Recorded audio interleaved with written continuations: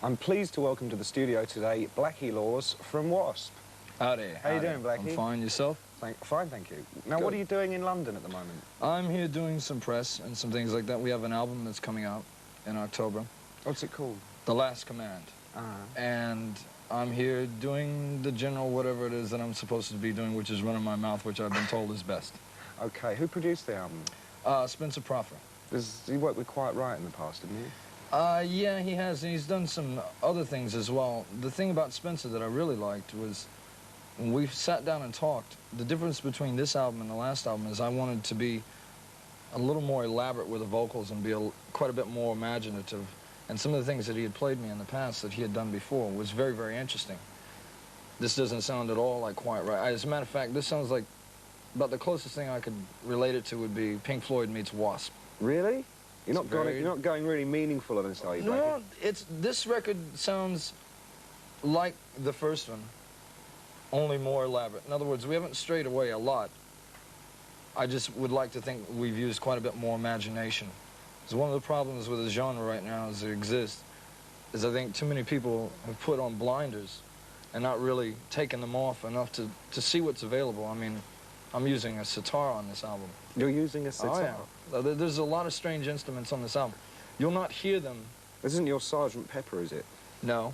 It's not designed to be anything where you understand these instruments. You'll not quite hear them, but you'll feel them. Right. And they create depth to the instruments. In other words, what we've done is fuse these together with the guitars. So it still sounds like heavy rock, but it sounds strange in a different way, and you're not quite sure. I think probably the first couple of times people hear this, they might not be sure if they like it or not.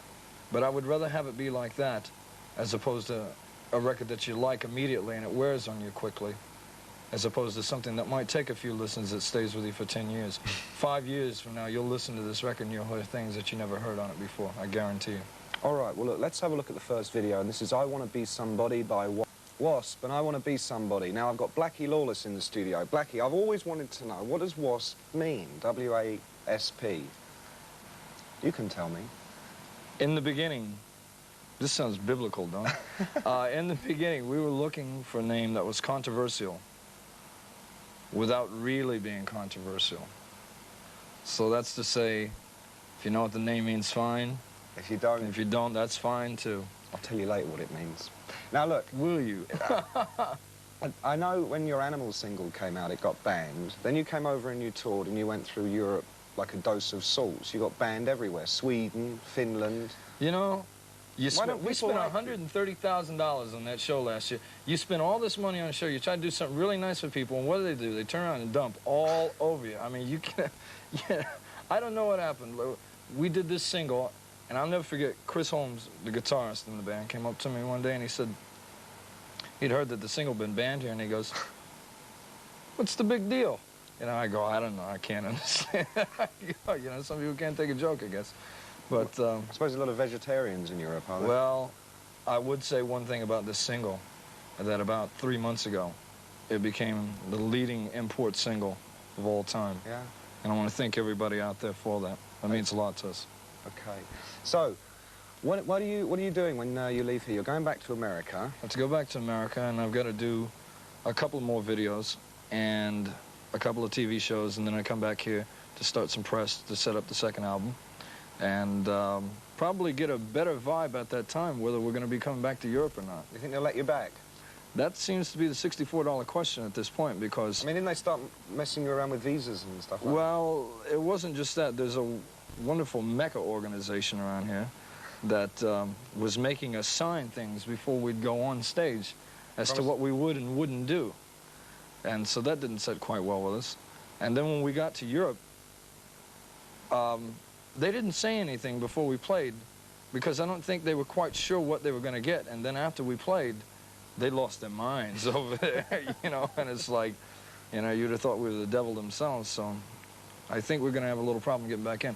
If we can get visas into Northern Europe, we'll come back this year. And if not, we're going to have to wait until we can. All right, in the meantime, let's have a look at Hellion. This is W.A.S.P and Hellion.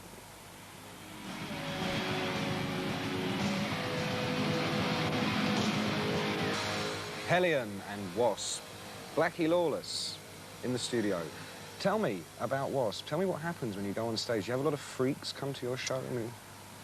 When I found that the biggest difference between Europe and America is that in America it's very much of a real party atmosphere. It seems in Europe and England as well that the kids here take it a lot more seriously. It's very much of a life and death situation, which is good. I mean, if you're living a lifestyle, you should be proud of what you believe in.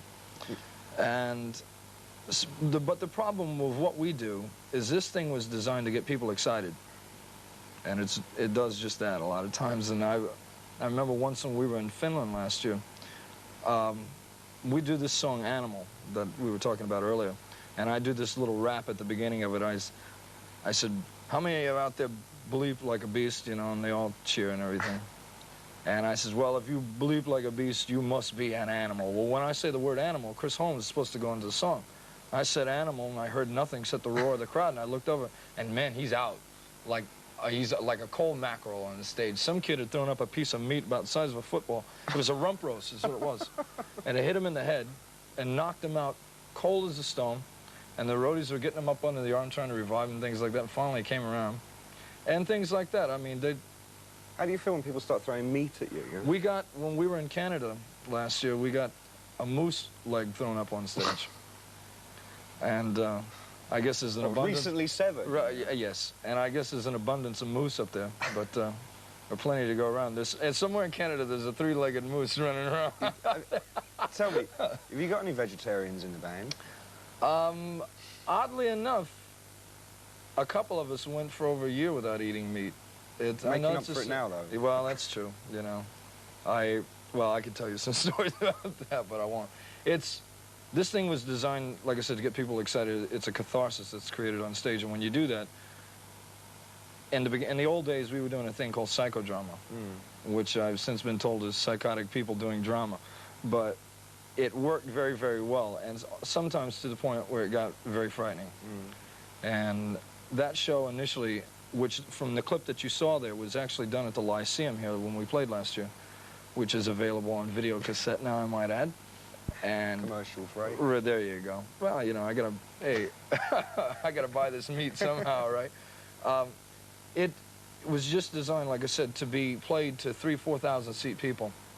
The show's changed a little bit now. Bigger? Because, well, we're playing bigger places. And in America, we're doing 15,000-20,000 seat houses. So as the venues become larger, the show has to get bigger to go along with it. That saw you use on this, I mean, have you ever had any accidents with that? As a matter of fact, when we played the Lyceum here last year, we played St. Albans about 2 days later, and it broke on me on stage.